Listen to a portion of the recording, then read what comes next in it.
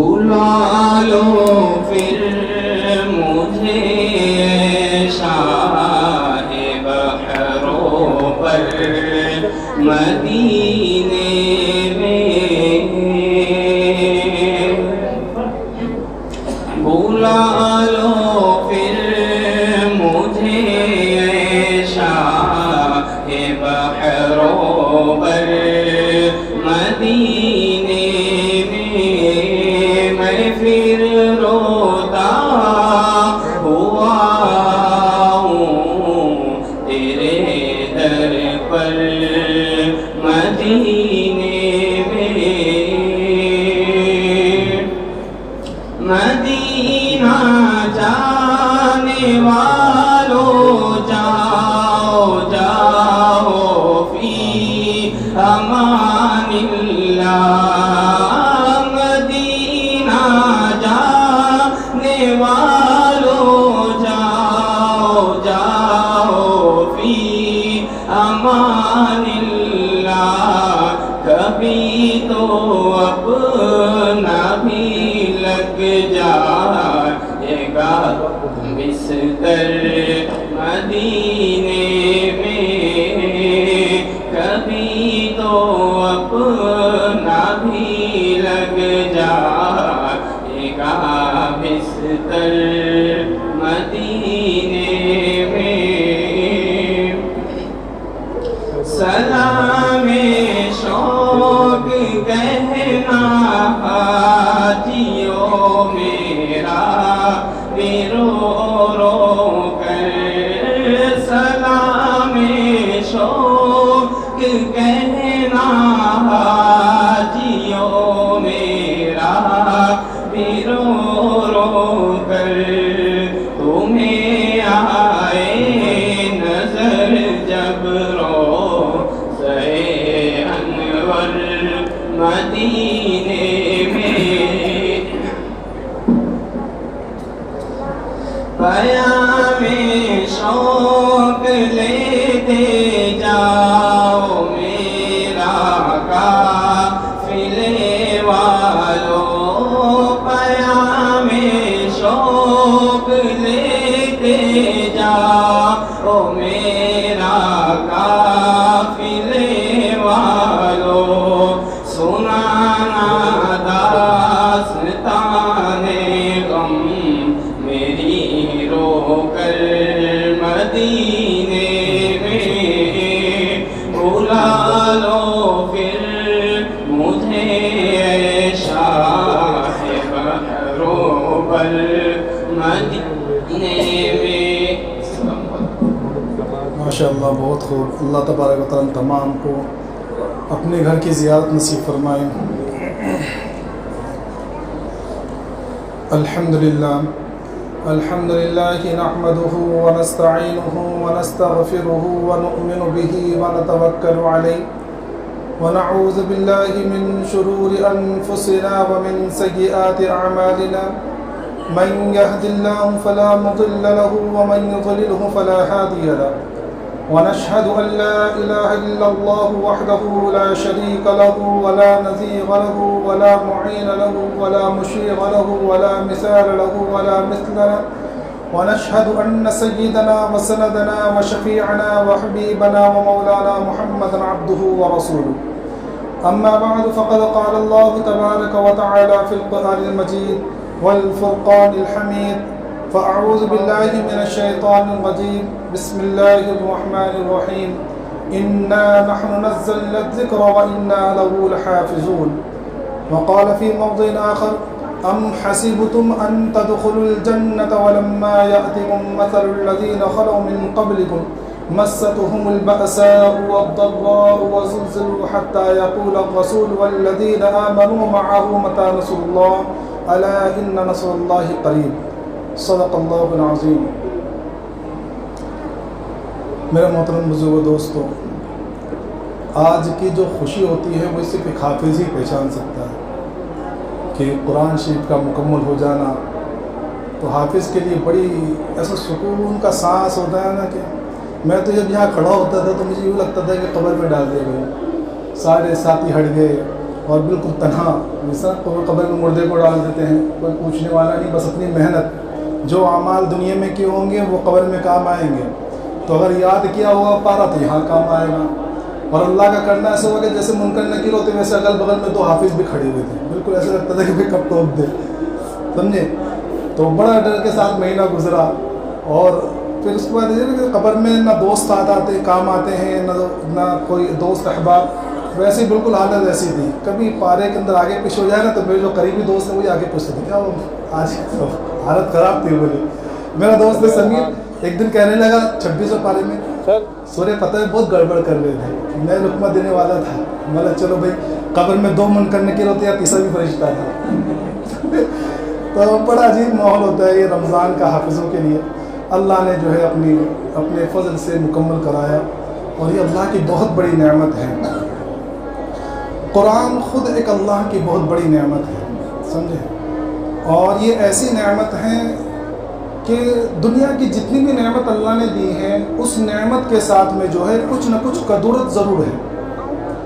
مثلا کھانے کی نعمت ہے اللہ تعالیٰ نے دی ہے، کھانا ہم کھاتے ہیں اور کھانا ہماری ضروریات میں سے ہے، لیکن ذرا سا کھانا زیادہ ہو جائے تو وہی کھانا بدہضمی کا باعث بن جاتا ہے، اور کبھی کبھی وہی زیادہ کھانا انسان کی موت کا سبب بھی بن جاتا ہے، حالانکہ اللہ کی نعمت ہے۔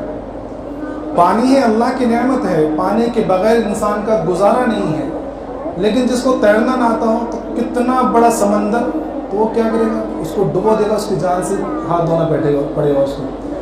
لیکن قرآن ایک اللہ کی ایسی نعمت ہے جس نعمت کے ساتھ کدورت کا نام و نشان ہی نہیں ہے، یہ صرف نعمت ہی نعمت، رحمت ہی رحمت، برکت ہی برکت ہے، اور یہ ہر ایک کے لیے رحمت، ہر ایک کے لیے نعمت، ہر ایک کے لیے برکت، اور ہر حال میں نعمت، ہر حال میں برکت، ہر حال میں رحمت۔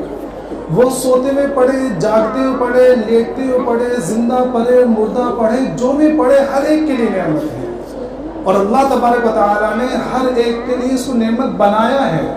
کتنے لوگ ہیں جو قرآن شریف پڑھنے کی وجہ سے، قرآن شریف سننے کی وجہ سے جو ہے اپنے پورے اعمال کو چھوڑ کر اسلام میں مکمل طور پر داخل ہو گئے، کتنے لوگ ہیں۔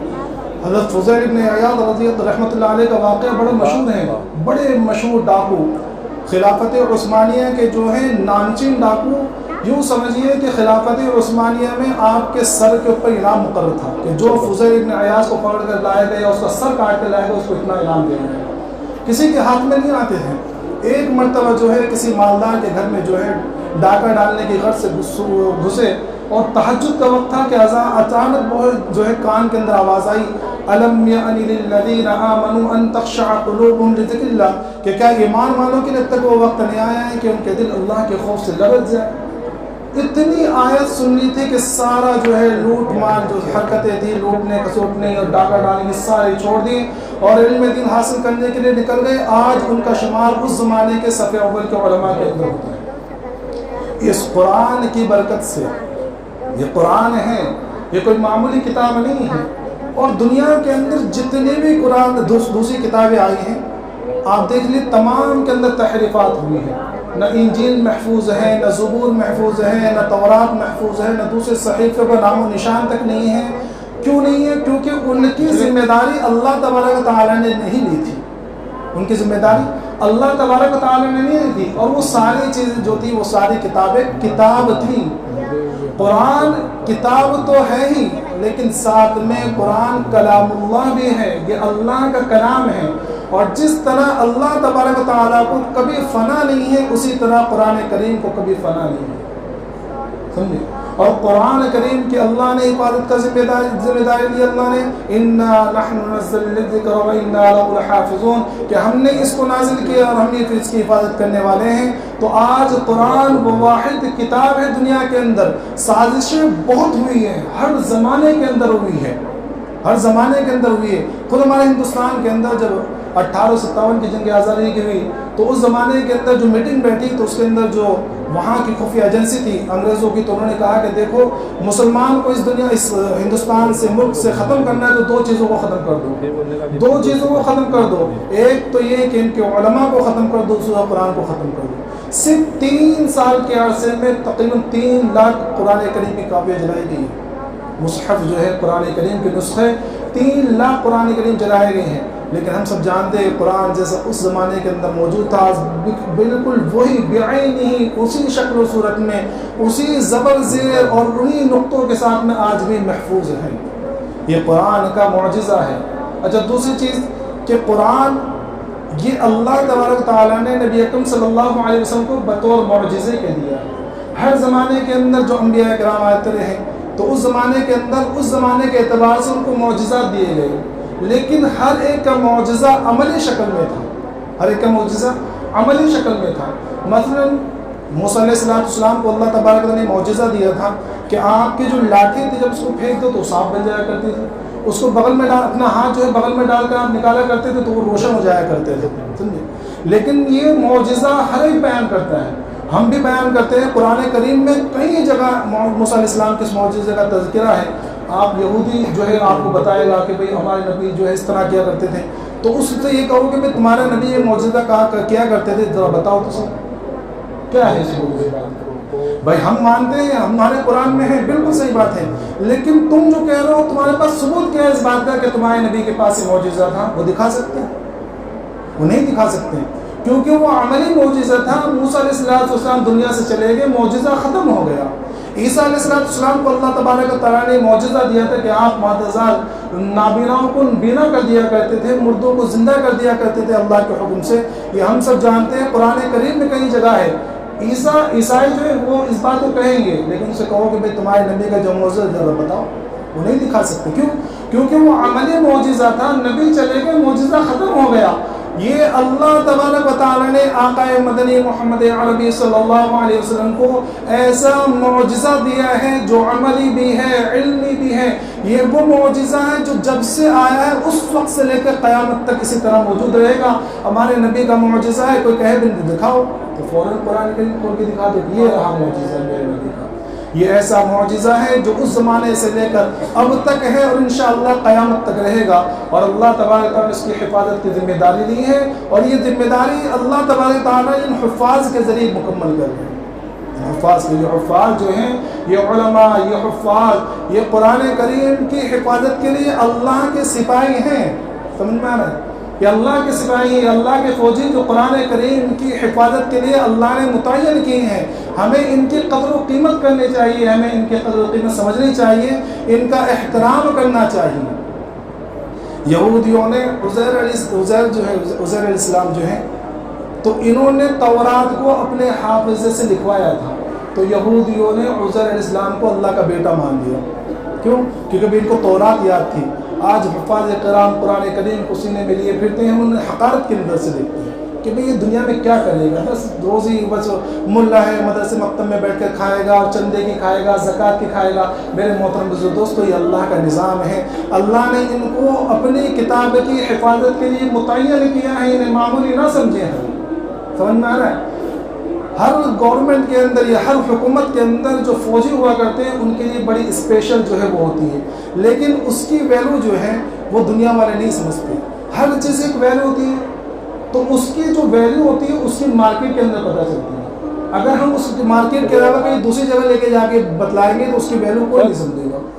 علامہ تھانوی رحمۃ اللہ نے اس کی بڑی پیاری مثال دی ہے، فرمایا کہ دیکھو ایک وہ حقیقی واقعہ ہے یا انہوں نے تفصیلی بتایا کہ ایک شاعر صاحب تھے، تو ان کے ایک شاگرد تھا، تو وہ شاعر صاحب جو ایک شعر لکھتے، اور وہ شعر لکھتے کہ یہ لکھ اپنی کتاب کے اندر، یہ 1000 روپے کا شعر ہے، تو وہ لکھ لیتے ہیں شاگرد۔ پھر ایک شعر کہتے ہیں کہ دیکھیے 5000 روپے کا شعر ہے، تو پھر لکھ لینا۔ اس طرح پوری ایک ڈائری بھر گئی۔ تو وہ جو شاگرد تھا اس کے ماں باپ جو بڑے غصہ ہوا کرتے تھے کہ پتہ نہیں کچھ کام دھندہ کرتا نہیں، بس وہ شاعر صاحب کے ساتھ جا کے بیٹھا رہتا ہے۔ تو ایک دن اس سے کہنے لگے کہ اب نکمے کچھ کام کر لیا گا، خالی بیکار میں دن بھر وہ شاعر صاحب کے پاس جا کے بیٹھا رہتا ہے، نہ کچھ کمانا۔ تو وہ شاگرد جو کہنے لگا کہ اماں تو مجھے معمولی نہ سمجھ، میں تو بہت بڑا مالدار ہوں، میرے پاس تو اتنے میرے پاس جو ہیں بڑے مال دولت ہے میرے پاس، یہ 1000 کا شعر، یہ 5000 کا شعر۔ تو اس کی ماں نے کہا کہ اچھے کام کر تو آدھا کلو آلو لے کر آ۔ کیا لے کر؟ آلو لے کر آ۔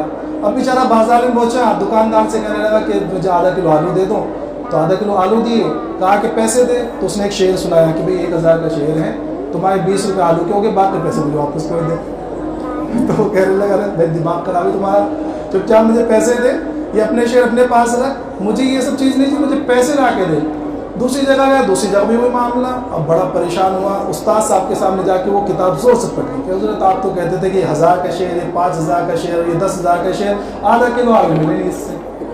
تو وہ استاد صاحب کہنے لگے شاہد صاحب کہ بھائی تم گیا کہاں تھا؟ کہا کہ بازار میں گیا تھا۔ ارے بیوقوف، غلط جگہ گیا تھا، اس کی مارکیٹ ویلو وہاں پتہ نہیں چلے گی۔ ایک کام کر کر بادشاہ علیہ السلامت کے یہاں مشاعرہ ہے، وہاں جا کر یہ والی نظم پڑھ دینا، یہ جو میں نے لکھا ہے کہ 5000 والی شعر ہے اور 5000 والی نظم ہے، یہ جا کے وہاں پڑھنا۔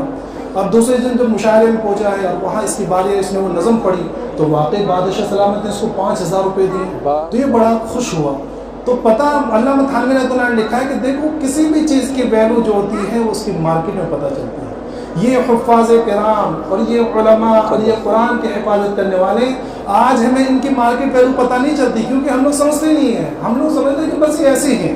ان کی مارکیٹ ویلو وہاں پتہ چلے گی جب قیامت کا موقع ہوگا اور نفسی کا عالم ہوگا اور بالکل سورج نیچے آیا ہوا ہوگا، تپتی ہوئی زمین ہوگی، تانبے کی زمین ہوگی اور کسی کا سایہ اللہ کے عرش کے علاوہ کسی کا سایہ نہیں ہوگا۔ اس وقت منادی آواز دے گا کہ کہاں ہیں قرآن والے، کیا کہیں کہاں ہے قرآن والے؟ تو لکھا ہے کتاب و حدیث کے اندر کہ ایک جماعت اٹھے گی جس کے منہ سے کستوری کی خوشبو آتی ہوئی ہوگی اور ان تمام کو لے کے جا کر اللہ کے عرش کے نیچے ٹیلے کے اوپر مشک و عنبر کے ٹیلے کے اوپر چھوڑ دیا جائے گا کہ یہاں آرام کرو جب تک دوسرے لوگوں کا حساب اٹھاؤ۔ تو سارے لوگ کہیں گے کہ اللہ اس نفسی کے عالم میں جہاں سارے لوگ پریشان ہیں، پیاس کا عالم ہے اور سارے لوگ بس یہ سوچیں کس طرح حساب و کتاب شروع ہو جائے، یہ کون سی جماعت ہے جس کو تیرا عرش کا سایہ نصیب ہو رہا ہے؟ تو فرشتوں کی طرف سے، اللہ کی طرف سے فرشتے اعلان لگائیں گے یہ وہ حامل قرآن ہے، یہ وہ حافظ قرآن ہے کہ جب تم سویا کرتے تھے اور راتوں میں بستروں میں آرام کے لیے لیا کرتے تھے، یہ اٹھ کر اپنا سبق پارا یاد کیا کرتے تھے،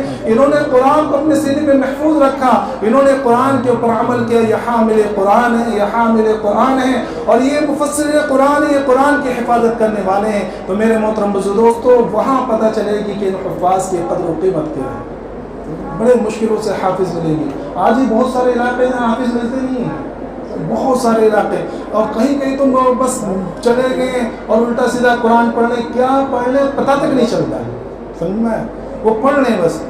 ابھی اس سال بھی کتنے ویڈیو ایسے آئے ہیں کہ قرآن شریف، ابھی کرلا کا ویڈیو بالکل اسی رمضان کا، کرلا کا بالکل اپنے قریب کے علاقے 10 دن کی تراویح، تو ایک صاحب نے واٹس ایپ پہ وہ ویڈیو وہ ڈالی، ان کی وائس 3 پارے انہوں نے پڑھے، میں نے اس میں وہ 10 منٹ کی ویڈیو انہوں نے آڈیو ڈالی تھی، میں نے وہ سنی 10 منٹ کی آڈیو میں، وہ 10واں 11واں 12واں پارے اس دن پڑھا تھا انہوں نے ڈالی، میں نے 11واں 12 13 میں، اس 10 منٹ کی آڈیو کے اندر مجھے صرف ایک آیت سمجھ میں آئی، لقد جاءکم رسول من انفسکم عزیز علیہ، بس 10 منٹ کی اس میں انہوں نے کیا قرآن شریف پڑھا، کچھ سمجھ میں نہیں آیا، کیا پڑھ رہے تھے سمجھ میں نہیں آیا، مطلب قرآن پڑھ ہی نہیں رہے تھے، بس وہ کیا عربی کے 4-5 الفاظ سے بار بار اسی کو دوہرایا، یہ آیت پڑھ لقد جاءکم رسول من انفسکم، کیونکہ یہ آیت فاتحہ میں پڑھی جاتی ہے، کیا میں پڑھی جاتی ہے؟ جو فاتحہ دیتے ہیں نا ہم لوگ، تو اس میں پڑھی جاتی ہے، تو یہ آیت یاد تھی تو یہ پڑھتے ہیں، باقی کیا پڑھا انہوں نے سمجھ میں نہیں آیا، سمجھ میں آیا۔ تو جو مل رہے ہیں، جو اچھے ہیں، جو پڑھتے ہیں، صحیح طریقے سے پڑھ لیں، ان کے احترام کریں، ان کی عزت کریں اور ان کی تو کریں، ساتھ میں دل کے اندر یہ نیت کریں کہ انشاءاللہ ہم اپنے گھر کے اندر ہم نہیں بن پائے یا ہم نہیں پڑھ پائے، اپنے گھر کے اندر انشاءاللہ اپنے آل اولاد میں سے کم از کم ایک بچے کو تو ضرور حافظ بنائیں گے۔ سب کو بنائے یہ تو بہت اچھی بات ہے، لیکن کم از کم یہ نیت کرے کہ ہمارے گھر کے اندر سے ایک نہ ایک بچے کو انشاءاللہ قرآن کی حفاظت کے لیے، اللہ نے جو نظام بنایا اس کی حفاظت کے لیے ہم اپنے بچوں کو حافظ ضرور بنائیں گے، ورنہ کیا ہوگا؟ وہ یہی معمول ہوگا کہ بھئی کیا پڑھ رہا ہے، کہاں جا رہا ہے۔ وہ پچھلی مرتبہ ایک جلسہ ہوا تھا اپنے یہاں تربے میں، تو وہاں ایک مولانا آئے تھے، مولانا مرتضیٰ صاحب کرلا کے ہی، تو انہوں نے ایک لطیفہ بتایا کہ بھئی ایک جگہ ایسی حافظ صاحب پہنچ گئے، یاد تو کچھ تھا نہیں، بالکل دیہات تھا، گاؤں کہ جہاں کوئی حافظ ملتا نہیں، قرآن شریف پڑھنے والے بھی بڑے مشکل سے ملتے ہیں، تو وہ حافظ بھی ان کو خود کو کچھ یاد نہیں تھا، حافظ صاحب تراویح پڑھا رہے ہیں، اب تراویح پڑھاتے پڑھاتے تقریباً جو ہے 20 دن ہو گئے، تو اتفاق سے وہاں کوئی سفیر صاحب بھی پہنچے اس دن۔ اب جب وہاں اس دن پہنچے تو ان کو ایک اندازہ ہوتا ہے کہ بھئی وہ کچھ دن وہاں رہے، تو وہ اندازے سے ہی سمجھنے لگے کہ بھائی آج نہ آج کل یاسین آئے گی، کیونکہ ہمارے وہاں بھی کتنے لوگ پوچھتے بھی ہیں کہ بھائی یاسین آنے والی ہے، کیونکہ اندازہ رہتا ہے نا کہ بھائی اس دن جو ہے یاسین آئے گی. جیسے 19واں جو رمضان ہوتا ہے 19واں روزہ، اس کے بعد 20 تراویح ہوتی ہے، تو 20ویں تراویح میں 2300 پارہ پڑھا جاتا ہے، تو اس کے اندر یاسین آتی ہے. تو انہوں نے انتظار کیا کہ بھائی آج سورہ یاسین پڑھیں گے، کل سورہ یاسین پڑھیں گے. بھائی پورا طرح ہو گئے، سورہ یاسین پڑھنے کو تیار نہیں، 2-3 دن ہو گئے. تو انہوں نے حافظ صاحب سے پوچھا کہ بھائی وہ سورہ یاسین نہیں پڑھی آپ نے. تو وہ حافظ صاحب پیچھے مڑ کے دیکھنے لگے کہ بھائی تمہارے میں سورہ یاسین کہاں پڑھی جاتی ہے؟ بھائی سورہ یاسین جو ہے مردوں کے پاس پڑھی جاتی ہیں، اور تمہیں یہ سب نہیں دکھ رہی؟ کتنے بڈھے کھڑے ہیں، پڑھو سورہ یاسین، ساروں کے لیے سورہ ملک الموت آ جائیں گے. تو بڈھے کہنے لگے نہیں حافظ صاحب بس سورہ یاسین کی بغیر ہم چلا لیں گے، آپ پڑھتے رہو. سمجھ پایا؟ کیونکہ وہ بھی بیچارے ڈر رہے تھے کہ بھائی واقعی سورہ یاسین پڑھ کے ملک الموت نہ آ جائے، ساروں کا صفایا ہو جائے گا. تو میرے محترم بزرگ دوستو، کہنے کا مطلب یہ ہے کہ قرآن یہ اللہ کا کلام ہے، اور قرآن یہ اللہ کی طرف سے اتارا ہوا ہمارے لیے ایک نظام ہے. یہ قرآن ہمارے لیے صرف پڑھنے کے لیے نہیں ہے، یہ ہمارے لیے قانون ہے، آئین ہے، دستور ہے ہمارا. اس کے اندر ہر ایک کے لیے، اس کی پیدائش سے لے کر اس کی موت تک، ہر ایک کے لیے رہنمائی ہے کہ تمہیں کس طرح زندگی گزارنی ہے، تمہارا بچپنا کیسا ہونا چاہیے، تمہاری جوانی کیسی ہونی چاہیے، تمہارا بڑھاپا کیسا ہونا چاہیے، تمہاری تجارت کیسی ہونی چاہیے، تمہارا کاروبار کیسا ہونا چاہیے، تمہاری حکمرانی کیسی ہونی چاہیے. ساری کی ساری چیز اس قرآن کریم کے اندر ہے. لیکن افسوس کی بات یہ ہے کہ ہم لوگ قرآن شریف کو پڑھتے ہی نہیں، نہ سیکھنے کی کوشش کرتے ہیں. میرے محترم دوستو، یہ بہت غفلت کی بات ہے. کل قیامت کا موقع ہوگا اور وہاں ہم لوگ اس آس میں ہوں گے کہ اللہ کے رسول صلی اللہ علیہ وسلم ہماری سفارش کریں گے، اللہ کے رسول صلی اللہ علیہ وسلم کی سفارش سے ہمارا بیڑا پار ہوگا. اس زمانے کے اندر ایک ایسی عدالت رکھیں گی جہاں اللہ کے رسول صلی اللہ علیہ وسلم خود مدعی ہوں گے. اللہ کے رسول صلی اللہ علیہ وسلم دعویٰ کریں گے، اور اس دعوے کا تذکرہ قرآن کریم نے کیا ہے. تو قرآن کریم کی اللہ رب العزت کی عدالت میں اللہ کے رسول صلی اللہ علیہ وسلم یہ دعویٰ کریں گے کہ اللہ یہ میری قوم ہے جنہوں نے قرآن کریم کو چھوڑ دیا تھا، نہ قرآن کریم کو پڑھتے تھے، نہ قرآن کریم کو سمجھتے تھے، نہ اس پر عمل کرتے تھے. بس اس قرآن کو انہوں نے مردوں کی کتاب کو سمجھ لیا تھا. کبھی کوئی مر گیا تو یاسین پڑھنے کے لیے بلا لیا، کبھی کوئی بیمار ہو گئے تو آیت شفا پڑھ لی، کبھی کوئی حالت خراب ہو گئی جنات آ گئے تو آیت الکرسی پڑھ لی. صرف مردوں کے لیے، بیماریوں کے لیے اور جناتوں کے لیے انہوں نے اس قرآن کو سمجھ لیا تھا. میرے محترم دوستو، یہ قرآن ان ساری چیزوں کے لیے ہے، اس کے اندر شفا ہے، لیکن اصل میں قرآن کریم یہ عمل کے لیے تھا. اس قرآن کو ہم اپنی زندگی میں اتاریں، ہم اس قرآن کو اپنے پورے ماحول کے اندر اتاریں. ہمارے گھر کے ایک فرد کے اندر اس قرآن کی آیتیں ہوں کہ کیسے کیسے زندگی گزارنی ہے. ہمارے گھر کے بچے جانتے ہوں ان کو زندگی کیسے گزارنی ہے. ہمارے گھر کے جوان جانتے ہوں کہ ان کو زندگی کیسے گزارنی ہے. ہمارے گھر کی عورتیں جانتی ہوں کہ انہیں زندگی کیسے گزارنی ہے، کیونکہ اس قرآن کریم کے اندر ساروں کے لیے رہنمائی ہے کہ زندگی کیسے گزارنی ہے. تو میرا محترم دوستو، یہ قرآن کریم ہے جو قرآن کریم آج ہمارے وہاں قرآن تفسیر میں اس میں تراویح مکمل ہوا ہے. میرا اس قرآن کریم کا ایک پیغام ہے، اور پیغام یہ ہے کہ اللہ تبارک و تعالیٰ نے قرآن کریم کے اندر اعلان کیا، اور وہ اعلان یہ ہے کہ دیکھو آج ہم لوگ دنیا کے اندر ہمیں بھیجا، ہم دنیا میں رہ رہے ہیں، تو ہم نے دنیا کے اندر رہتے ہوئے دنیا کو اپنا مقصد حیات بنا لیا. ہم یہ سمجھتے ہیں کہ دنیا کے اندر رہ رہے ہیں، ہم صرف دنیا کے لیے پیدا ہوئے، آخرت ہماری نظروں سے اوجھل ہو چکی ہے.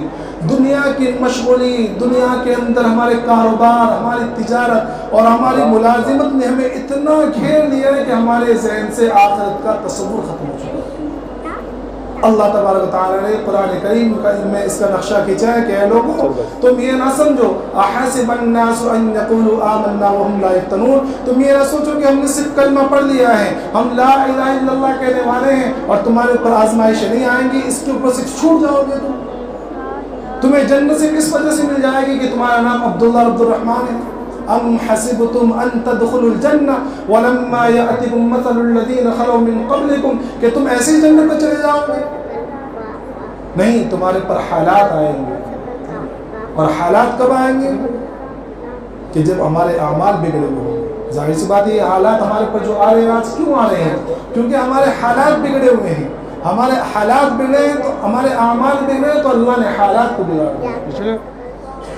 تو قرآن کریم کہہ رہا ہے کہ ان حالات کے اندر ان ایسے ماحول کے اندر تمہیں کیا کرنا ہے؟ تو یا ایھا الذین آمنوا استعینوا بالصبر والصلاۃ ان اللہ مع الصابرین، کہ ایمان والو جب یہ حالات آ جائے، اور حالات آئیں گے ضرور، حالات آئیں گے ضرور، اللہ کی طرف سے متعین ہیں، تو حالات کے اندر کرنا کیا ہے؟ آمنوا استعینوا باللہ، یا ایھا الذین آمنوا استعینوا بالصبر والصلاۃ، ایک تو یہ کہ صبر اختیار کرنا ہے، اللہ کی مدد چاہنی ہے صبر کے ذریعے اور نماز کے ذریعے۔ صبر کے ذریعے کا مطلب کیا ہے؟ کہ صبر کے تین معنی، کہ ایک تو گناہوں سے بچے رہنا اور اطاعت پہ جمے رہنا، اور اللہ کے ساتھ جو حالات آئے ان پر ڈٹے رہنا، کہ اللہ کی طرف سے حالات آئے ہیں ہم ان کو برداشت کریں گے، ناشکری نہیں کریں گے۔ سمجھ میں آیا؟ تو میرے محترم دوستو، یہ اللہ کا ایک مبارک مہینہ تھا جو بالکل ختم پر ہے۔ اللہ تبارک تعالیٰ نے ہمیں جیسے بھی ٹوٹی پھوٹی روزے رکھنے کی توفیق عطا فرمائی، جیسا حق تھا ویسا حق ادا نہیں کر سکے، اور اللہ کے جو ہمیں یہ رمضان دیا ہے، یا اللہ کی جو بھی نعمتیں ہیں، حقیقت یہ ہے کہ یہ اللہ کا انعام ہی ہے، ورنہ ہم اس قابل نہیں تھے۔ یہ تو اللہ کا انعام ہے، اللہ نے ہمیں ایمان دیا، اللہ نے ہمیں اسلام دیا، اللہ نے ہمیں قرآن دیا، ورنہ ہماری اس میں کوئی محنت نہیں ہے۔ اور اللہ سے اس بات سے ڈرتے رہنا چاہیے کہ اللہ اس کو چھین نہ دے مجھ سے، سمجھے؟ اس گھمنڈ میں نہ رہیں کہ ہم مسلمان ہیں، اس گھمنڈ میں نہ رہیں کہ ہم ایمان والے ہیں، ساری چیزیں ہماری ہیں، یہ اللہ کا دیا ہوا ہے، اگر اللہ کسی بات سے ناراض ہو جائے تو کب لے لے پتہ نہیں چلے گا۔ اس بات سے ہمیشہ ڈرتے رہنا چاہیے۔ اس لیے آقا مدنی محمد عربی صلی اللہ علیہ وسلم فرمایا کہ دنیا کے اندر 4 طرح کے لوگ ہوتے ہیں۔ ایک تو وہ ہوتا ہے جو ایمان پر پیدا ہوا، ایمان پر جیا اور ایمان پر مرا، سب سے زیادہ قابل مبارکباد وہ شخص ہے، اللہ تبارک و تعالیٰ تمام کو اس میں سے بنائے۔ دوسرا وہ شخص ہے جو کفر پر پیدا ہوا، کفر پر جیا اور کفر پر مر گیا، سب سے زیادہ ہلاک اور برباد والا شخص یہ ہے، اللہ ہم تمام کی اس سے حفاظت فرمائے۔ تیسرا شخص وہ ہے جو کفر پر پیدا تو ہوا اور کفر پر جیا بھی، لیکن انتقال اس کا ایمان کی حالت میں ہوا، یہ بھی اچھا آدمی ہے۔ چوتھا شخص وہ ہے جو پیدا ہوا ایمان کی حالت میں، جیا ایمان کی حالت میں، لیکن اعمال اتنے خراب کی کہ مرا کفر کی حالت میں، یہ سب سے زیادہ خسارے میں ہے۔ اور یہ بہت ہی زیادہ ڈرنے والی بات ہے کہ اگر ہم پیدا ایمان والے گھر میں ہوئے ہیں، ایمان والی زندگی گزار رہے ہیں، لیکن اپنے اعمال اتنے خراب ہیں کہ نہ نماز کے قریب جا رہے ہیں، نہ قرآن کے قریب جا رہے ہیں، اللہ کی نافرمانی کر رہے ہیں، اللہ کے رسول صلی اللہ علیہ وسلم کی سنتوں کا مذاق اڑا رہے ہیں، اور خدا نہ خواستہ اللہ ان اعمال سے ناراض ہو کر ہم سے ایمان کو چھین لیا اور کفر کی حالت میں ایمان دنیا سے چلے گئے، تو بڑے افسوس کی بات ہے۔ اور اللہ بے نیاز ہے، اللہ کو ہمارے ایمان کی ضرورت نہیں ہے، وہ تو اتنا بے نیاز ہے، میں نے بتلایا کہ فضیل بن عیاض جیسے ڈاکو کو وہاں سے نکال کر اپنا مقرب بنا لیں، اور بلم بن باعورہ کو 500 سال عبادت کے بعد جو ہے اپنے در سے دھتکار دے۔ ایک واقعہ سنا کے اپنی بات ختم کروں گا۔ ایک بہت بڑے اللہ والے گزرے ہیں، ابو عبداللہ اندلسی رحمۃ اللہ علیہ، بہت بڑے اللہ والے، اور یہ تمام علم کے اندر اپنے زمانے کے اندر امام مانے جاتے تھے۔ 30,000 حدیثیں سند کے ساتھ یاد تھی، 30,000 حدیثیں۔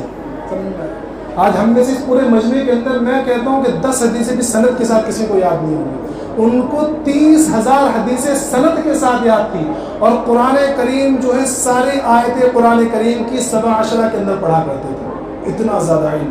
بڑے بڑے علماء کے مرید حضرت جنید رحمۃ اللہ علیہ اور شبلی رحمۃ اللہ علیہ جیسے آپ کے شاگرد تھے، تو بہت آپ کا علم کا بہت زیادہ چرچا تھا۔ ایک مرتبہ سفر کے اندر نکلے، حضرت شبلی رحمۃ اللہ علیہ نے اس واقعے کو بیان کیا ہے کہ میں اپنے شیخ کے ساتھ ہم لوگ جو ہے قافلے کی شکل میں نکلے، اور ہمارا قافلہ بہت اچھی طریقے سے جا رہا تھا اور بہت اعمال کے ساتھ میں جو جا رہا تھا، تو ایک جگہ جو ہے بستی میں پہنچے۔ جب وہاں پہنچے تو ہم نے دیکھا کہ بستی کے اندر پانی کے لیے ہم نکلے، بہت ساری جگہ تلاش کے کہیں پانی نہیں ملا۔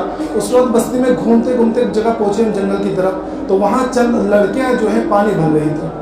اب وہاں سے تھوڑا سا آگے چلنے کے بعد ہم تھوڑا آگے چل کے جنگل میں پہنچے تو دیکھا کہ ہمارے حضرت وہیں بیٹھ گئے۔ کون؟ ابو عبداللہ اندلسی رحمۃ اللہ علیہ جو ہم وہیں بیٹھ گئے، اور 3 دن تک بس سر جھکا کر وہیں بیٹھے رہے۔ بس نماز کا وقت آتا، لوگ کہتے نماز کے لیے، آپ اٹھ کے نماز پڑھ لیں، تو واپس آ کے وہیں بیٹھ جاتے۔ 3 دن اسی حالت میں گزر گئے. تو حضرت شبلی رحمۃ اللہ علیہ کہتے ہیں کہ میں اور کچھ لوگ آپ کے پاس آئے, کہنے لگے کہ حضرت کیا بات ہوئی کہ آگے چلنے کا ارادہ نہیں ہے؟ تو آپ نے سر اٹھایا اور کہا کہ بس میرا سفر اب یہیں تک تھا, اب تم لوگ چلے جاؤ. تو ہم بڑے رونے لگے کہ بھئی کیا معاملہ ہوا کہ 3 دن ویسی حالت میں ہو گئے اور آپ آگے چلنے سے انکار کر رہے ہیں. تو کہنے لگے کہ جو لڑکی ہم نے کل 2-3 دن پہلے دیکھی تھی, وہاں پانی بھر رہی تھی, تو ان میں سے ایک لڑکی کے اوپر میرا دل آ گیا ہے, اب میں اس سے شادی کرنا چاہتا ہوں, اب میرا تمہارے ساتھ کوئی سفر نہیں, تم چلے جاؤ. حضرت شبلی رحمۃ اللہ نے لکھا ہے کہ ہم سارے شاگرد جو ہیں مریدین رونے لگے کہ اتنے بڑے اللہ والے, اور ایک لڑکی کے اوپر فدا ہو گئے. سارے رونے لگے کہ حضرت دعا کرنے لگے, گڑ گڑانے لگے. حضرت نے کہا کہ نہیں, اللہ کی طرف سے فیصلہ ہے, اب تم یہاں سے چلے جاؤ. تو ہم وہاں سے نکل گئے.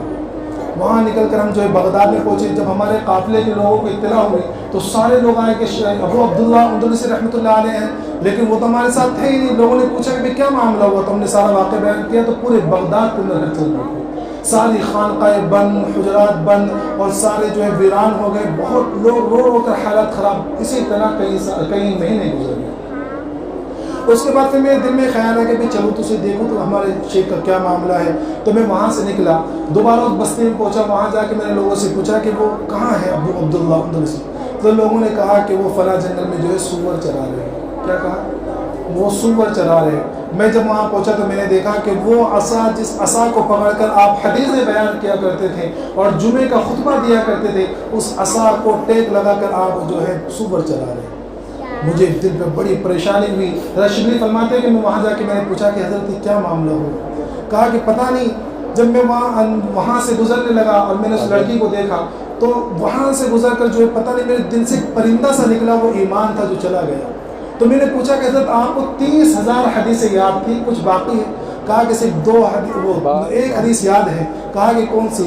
وہ حدیث یہ ہے کہ جو شخص اپنے دین کو بدل دے اس کو قتل کر دو, یعنی جو مرتد ہو جائے اس کو قتل کر دو. میں نے پوچھا کہ آپ حافظ قرآن تھے, آپ قرآن کو 7 عشر میں پڑھا کرتے تھے, آپ کو کچھ یاد ہے؟ کہا کہ صرف 2 آیتیں یاد ہیں. ایک تو یہ وَمَن يُهِنِ اللَّهُ فَمَا لَهُ مِن مُكْرِمٍ, کہ جس کو اللہ بے عزت کرنا چاہے اور جس کو اللہ ذلیل کرنا چاہے اس کو کوئی عزت نہیں دے سکتا. اور دوسری آیت یہ ہے وَمَن يَتَبَدَّلِ الْإِيمَانَ, کہ جو شخص اپنے ایمان کو بدل دے یا اپنے مذہب کو بدل دے وہ جو ہے راہ راست سے ہٹ گیا. بس یہ 2 آیتیں یاد ہیں. تو میں بڑا رویا, بڑے گرا, بڑا وہ کیا, لیکن کچھ حالات سمجھ میں نہیں آئے. وہاں سے ہم لوگ جب باہر نکلے, ہم پورا قافلہ جو چند لوگ ہم جب وہاں سے نکلے تو کچھ 3-4 کوس آگے بڑھے تھے کہ ہم نے دیکھا کہ حضرت شبلی رحمۃ اللہ علیہ ندی کے کنارے نہا رہے ہیں, اور نہا کر وہاں سے اشہد ان لا الہ الا اللہ دوسرا کلمہ پڑھتے ہوئے وہاں سے آ رہے ہیں. ہمارے دل کے اندر جو کیفیت تھی خوشی کی ہم بیان نہیں کر سکتے کہ کیا کیفیت تھی. ہم سے فوراً حضرت نے کہا کہ مجھے جو ہے پاک کپڑا دو. پاک کپڑا ہم نے دیا, آپ نے نماز پڑھی اور پھر ہم نے وہاں بیٹھ گئے. تو ہم نے حضرت سے کہا کہ حضرت کیا معاملہ ہوا کہ آپ اتنے یہ اچانک تبدیلی؟ تو کہنے لگے کہ جس وقت ہم وہ بستی میں گھوم رہے تھے تو وہاں جو مندر تھے, وہاں لوگ مندر کے اندر جو ہے بتوں کی پوجا کر رہے تھے. تو اس وقت میرے دل میں خیال آیا کہ کیسے بیوقوف لوگ ہیں کہ لوگ ان بتوں کی, ان پتھروں کی پوجا کر رہے ہیں کہ ہم الحمدللہ ایمان والے ہیں. تو میرے دل میں فوراً اللہ کی طرف سے الہام ہوا کہ ابو عبداللہ تمہیں اپنے ایمان پر گھمنڈ ہے, تم یہ سمجھتے ہو کہ ایمان تمہاری محنت کر دی جائے, یہ ایمان ہمارے نعمت ہے اور ہمارا انعام ہے تمہارے اوپر. بس وہ اتنا ان کو حقیر سمجھنا اور اپنے اوپر گھمنڈ کرنا, ایک سینے سے میرے دل سے وہ پرندہ سا نکلا جو ایمان تھا, ایمان ختم ہو گیا اور اللہ نے مجھے اس حالت میں. تو میرے محترم دوستو, یہ ہمیں جو ایمان ملا ہے, قرآن ملا ہے, یا اب تک یہ رمضان کے مہینے کے اندر جو تھوڑی بہت ہم نے عبادت کی ہے, تو اس عبادت کے اوپر نہ تو ہمیں گھمنڈ کرنا ہے, نہ ہم یہ سمجھنا ہے کہ بھئی ہم نے اتنی عبادت کر لی, ہم نے اتنے قرآن پڑھ لی, فلاں ایسا فلاں ایسا فلاں کیسا, اس کو چھوڑ دیجئے. بس اب یہ دعا کرنے کہ اللہ جو اعمال ہمارے رمضان میں کرتے رہے, نمازوں کی پابندی الحمدللہ کرتے رہے, قرآن کی پابندی کرتے رہے, یا اللہ اس قرآن پڑھنے کو اور اس نماز پڑھنے کو قبول فرما, ہمارے روزوں کو قبول فرما, اور آئندہ کے لیے ہمیں قرآن کے اوپر اور اپنے اعمال کے اوپر جما دے. بس اللہ سے یہ دعا کرتے رہے. اللہ تبارک و تعالیٰ تمام کو کہنے سننے کے ساتھ عمل کی توفیق عطا فرمائے. دعا کا موقع ہو کہ انشاءاللہ ہم جو اللہ سے مانگ رہے ہیں وہ اللہ ضرور قبول کرے گا. سمجھنا, جو اللہ سے مانگ رہے ہیں وہ ضرور قبول کرے گا. اور دوسرا یہ یقین ہو کہ ہم جو دعا مانگ رہے ہیں وہ اللہ کے علاوہ کوئی پورا کرنے والا نہیں ہے. جو اللہ کے علاوہ کوئی پورا کرنے والا نہیں ہے.